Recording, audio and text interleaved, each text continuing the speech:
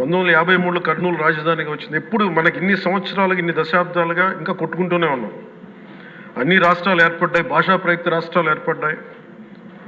దేశం అంతా ఎవరికి రాజధాని వచ్చింది, ముందుకెళ్ళిపోయారు, అభివృద్ధి చెందారు. కానీ మన ఆంధ్రప్రదేశ్కి వచ్చేటప్పటికి కర్నూలు రాజధానిగా ఏర్పడింది. కాదని చెప్పి మళ్ళీ తెలంగాణలో కలిపారు. కొన్ని దశాబ్దాల తర్వాత మళ్ళీ విభజన జరిగింది. మళ్ళీ రాజధాని కోసం ఎత్తుక్కుంటూనే వచ్చాం.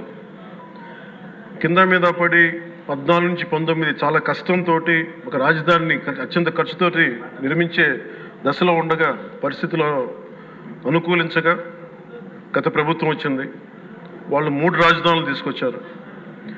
ఎప్పుడు కూడా ఇన్ని సంవత్సరాలు, ఇన్ని దశాబ్దాలుగా మనకు స్థిరమైన రాజధాని అనేది ఒకటి లేదు. అది బేసిక్గా అది కేంద్ర బిందు ఒక అభివృద్ధికి, ఒక రాష్ట్రానికి.